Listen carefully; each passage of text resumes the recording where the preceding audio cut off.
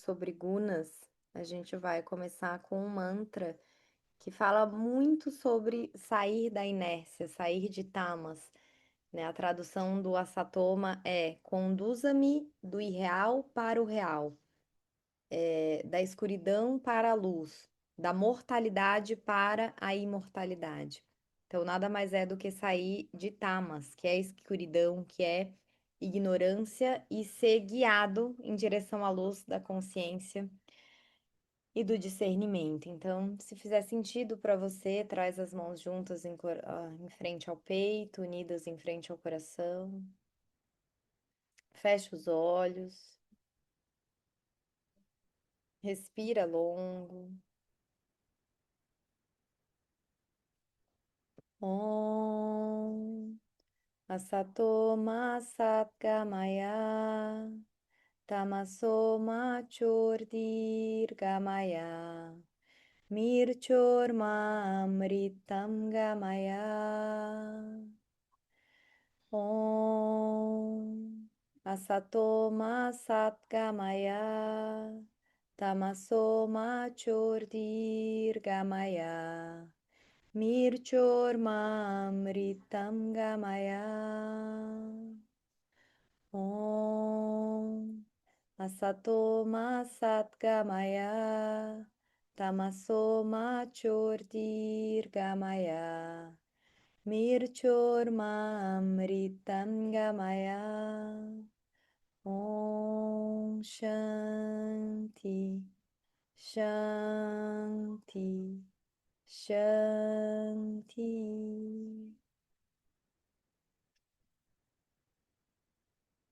Então, a nossa aula de hoje, esse mantra, né, ele expressa exatamente esse movimento da inconsciência para a consciência, não porque a gente precise se tornar algo diferente, mas porque a gente precisa enxergar aquilo que já está presente. Então, deixa eu espelhar aqui a aula de hoje. Lembra que se eu dei este em tela cheia, não sei o que acontece, tá fechando, né? Fazer o teste, porque eu sou teimosa. Ó, hoje deu certo. Então, na visão do yoga e do Samkhya, lembra que. Vamos ver, some meu mouse agora. Não somos. Ó, a gente.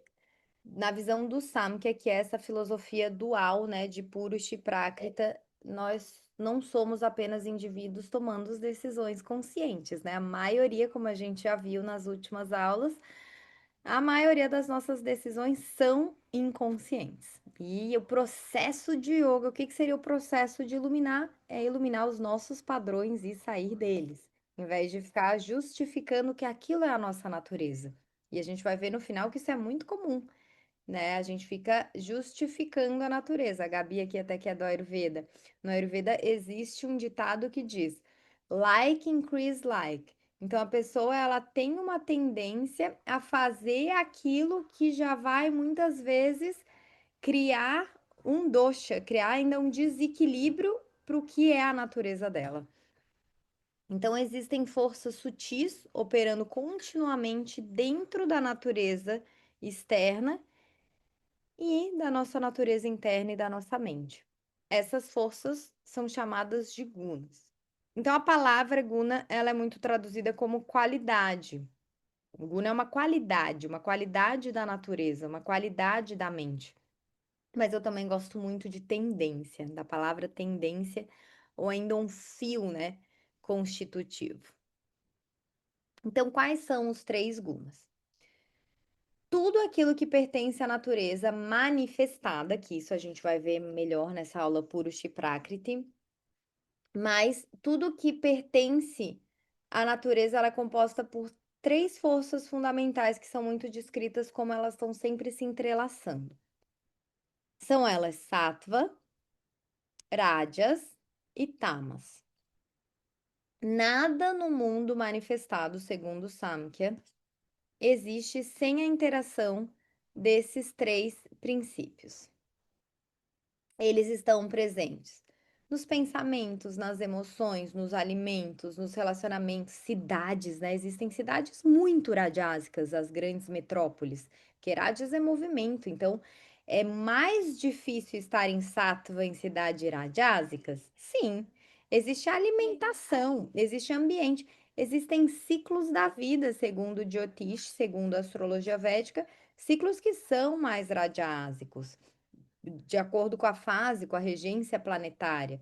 Existem ciclos de vida que são mais tamásicos, mais saturninos, por exemplo, e tem esses ciclos de vida que são mais sáttvicos. Mas lembra, os gunas não são bons nem maus. Bom e mal é uma dualidade muito rasa, né? Sempre é. Tem coisas que são boas com relação a alguma coisa e são ruins com relação a outra coisa. Os gunas são só movimentos da natureza. Mas lembra que esse nosso estudo de aprofundamento filosófico, ele está muito relacionado para a gente, né? Para o nosso desenvolvimento pessoal. Então, quando que começa o sofrimento? O sofrimento começa quando a gente não reconhece a natureza que a gente está. Não, tô super adjásica e eu não reconheço que eu preciso uma pausa. Não, eu tô bem tamásica, tô letárgica e eu não reconheço que eu preciso sair, né? Eu preciso um movimento inicial para sair da inércia. Então, o que que é tamas? Tamas é a inércia, é peso, é lentidão, é resistência, é inconsciência, é confusão. Mas é de todo ruim? Não. Tamas nos permite dormir, descansar, estabilizar, criar estrutura, porque a gente não para organizar quando a gente tá na jásica, quando a gente tá na euforia, né? A gente precisa, às vezes, também de tamas. Porque sem tamas não haveria forma, né? Tudo estaria aí só em movimento, que é esse movimento de rádias. Então, tamas ele só é problemático quando tá na fuga, na resistência à mudança, na procrastinação, no vitimismo, tá? Esse é o problema, é o excesso de tamas que é o problema, mas tamas é importantíssimo para quando a gente faz aquela pausa, né? Quando a gente descansa, quando a gente pausa para estruturar. Rajas, a força do movimento. É ação, é desejo, é agitação, é impulso, é ambição. Rajas nos faz agir, construir, criar, aprender, evoluir. Sem Rajas, a gente não sairia da cama. O problema, quando excessivo, produz ansiedade, hiperatividade, uma busca incessante, né? E existem indivíduos com essa tendência mais radiásica. O radiásico, ele acredita que a próxima conquista, não, mas agora quando eu fizer isso, daí eu vou ter paz. E daí fica naquele movimento constante que nunca tem fim.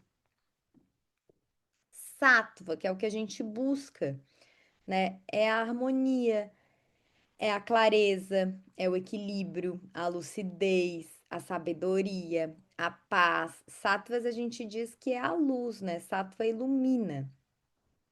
Sattva permite que a gente enxergue a realidade com menos distorções. Então, quando o sattva aumenta, né, e a gente sempre quer alimentos sáttvicos, ambientes sáttvicos, roupas sáttvicas, porque daí nasce presença, contentamento, clareza mental. Só que sattva não é a meta final. A gente vai ver aqui, né? Sattva também não elimina os desafios. Na aula passada a gente viu também, acho que era retrasada, o problema de se identificar com os kleshas, né? Os kleshas geram distorções na mente, daí a pessoa ignorante de quem é também se identifica com o que é passageiro. E aqui, como os gunas, eles também interferem a personalidade, por exemplo, um mapa védico.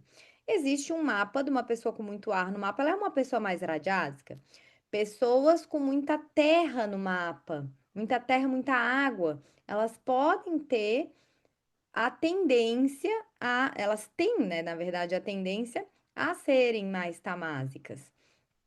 Então, só que nem no mapa é aquilo que é para você ser.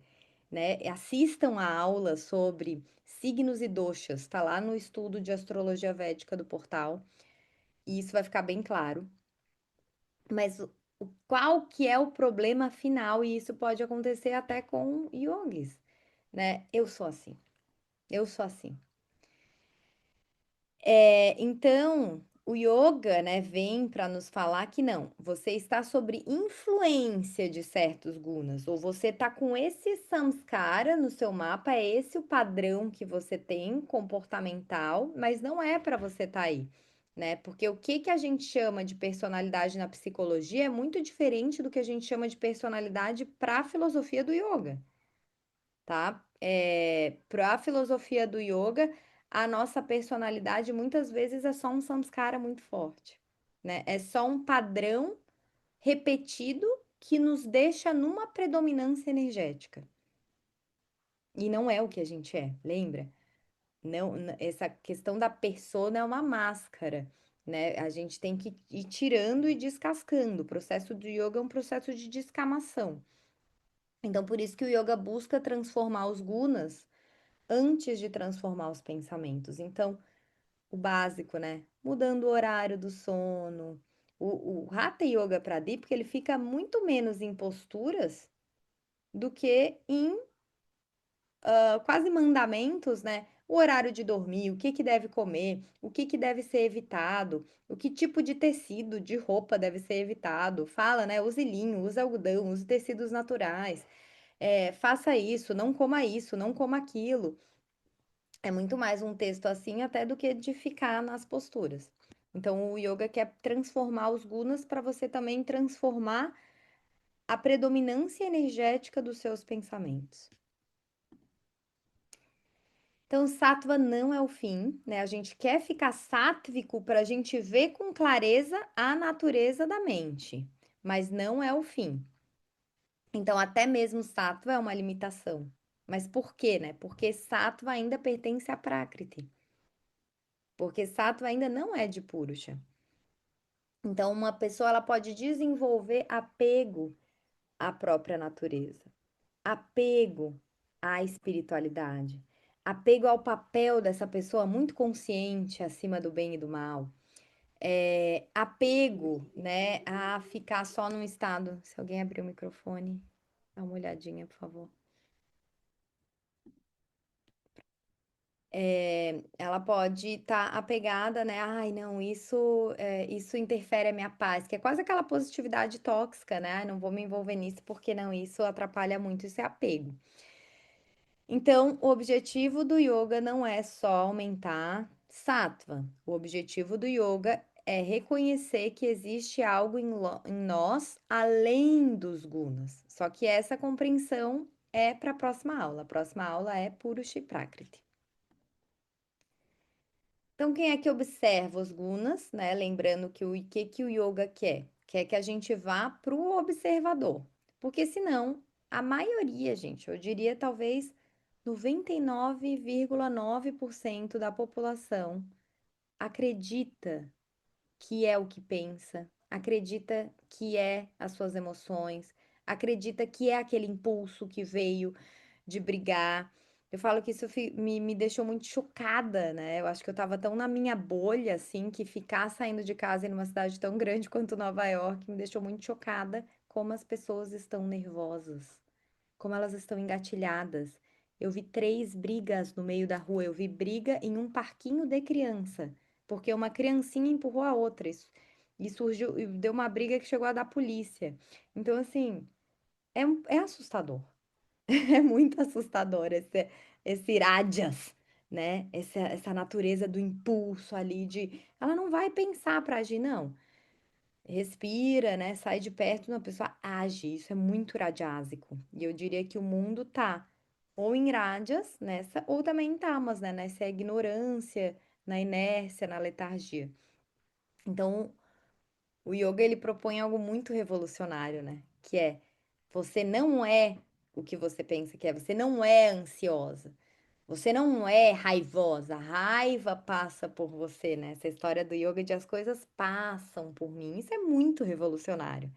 né? Eu não sou nem mesmo a clareza. Não, nossa, eu tive esse momento de clareza. Uau, eu tive esse lapso de lucidez. Então, lembrando que agitação, inércia, clareza ainda pertence aos gunas. E aquilo que observa os gunas permanece livre. Então, essa pergunta nos conduz naturalmente ao próximo tema, né, que é a próxima aula. Se os gunas pertencem à natureza, o que que não é da natureza e quem é que observa? E essa é a nossa aula curtinha de hoje, né? 15 minutinhos, porque gunas é um tema rápido. Então, eu quero agora saber dúvidas, comentários, se entenderam de fato, se, é o que, se isso era novo para alguém e se ficou alguma dúvida.